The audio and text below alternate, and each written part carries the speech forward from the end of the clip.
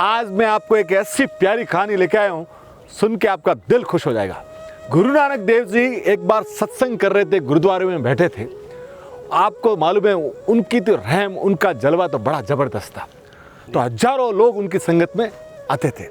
तो वो लोग संगत करने के बाद जब जाते थे ना, तो जैसे कड़वा प्रसाद, जो हलवा प्रसाद जब दिया जाता था, तो भाई सेवादास जी थे, वो वहाँ पे सेवा देते थे।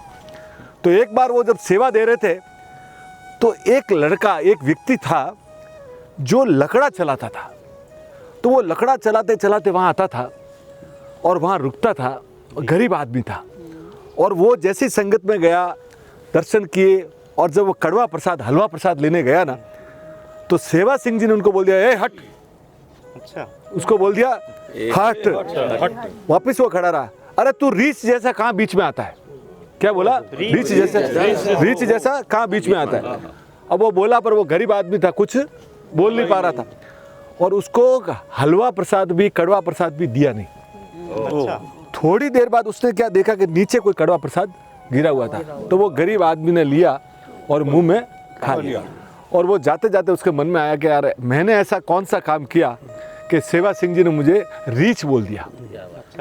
देखिए समय बदला। सिर्फ एक दिन बाद है ना, सेवा सिंह जी की मृत्यु हो गई, एक दिन के बाद। और थोड़े सालों बाद क्या हुआ कि गुरु नानक देव जी वही सत्संग कर रहे, हजारों लोग बैठे हैं। इतने में एक व्यक्ति आता है, मदारी, और उसके साथ एक रीछ होता है। अच्छा, मदारी है, उसके साथ एक रीछ आता है। और वो आता है, वो मदारी अंदर आता है, हाथ मुंह धोता है, भगवान को मत्था टेकता है, और वहाँ से कड़वा प्रसाद लेके आता है, और थोड़ा कुछ खाता है और थोड़ा वो रीछ को देता है।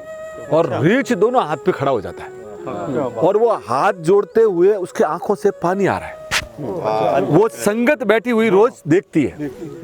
थोड़े दिन गुजरे, वही वापस आ रहा है, वापस वही सेटिंग है कि वो आ रहा है, वो हाथ जोड़ रहा है, और वो जैसे ही, और वो रीछ जैसे ही खड़ा होता है, उसकी आंखों से पानी लगा। अब वो ये देखते तो कई लोगों के दिमाग में आया कि ये बात क्या है कि भाई रीछ की आंखों में पानी बात भी।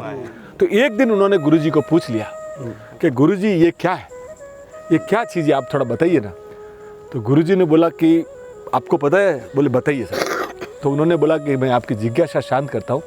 ये अपने भाई सेवा सिंह जी थे ना, वो ये रीछ का जन्म लिया। क्या बोले? बोले क्या बात करते हो आप?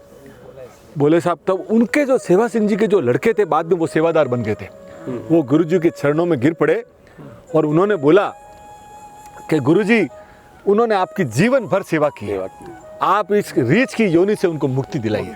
क्या बोला? ये रीछ की योनि से मुक्ति दिलाइए। तो गुरुजी बड़े, आप समझे, उन्होंने तो परम कृपालु और परम दयालु, गुरु नानक देव जी के तो आप समझे ना, दुनिया के जो महानतम संत एक। तो उन्होंने जैसे ही वो बोला कि इनको जो हलवा प्रसाद है ना, ले ये लेके जा और रीछ को खिला दे। और जैसे ही रीछ को खिलाया, वो रीछ की योनि से मुक्त हो गए। तो साहब, जीवन में आप जहाँ भी खड़े हैं, कहीं भी आप सेवा दे रहे हैं, कहीं भी आपको लगता है हम सेवा दे रहे हैं, पर एक बात ध्यान रखिए सर, कभी भी किसी भी गरीब आदमी को है ना सर, उसकी इज्जत खराब मत कीजिए। और कभी भी सर किसी भी गरीब आदमी को है ना सर, गरीब हो के अमीर हो के, चाहे किसी भी, अपना जो व्यवहार है ना सर, हरदम प्यारपूर्ण होना चाहिए। हमको लगता है कि हम सेवा कर रहे हैं, पर सेवा करते हुए भी किसी का दिल नहीं दुखना चाहिए। तो ये गुरु नानक देव जी ने बोला है कि आप सेवा कीजिए, पर लोगों के दिलों में जगह रखिए। बॉस बोलो गुरु नानक देव की जय।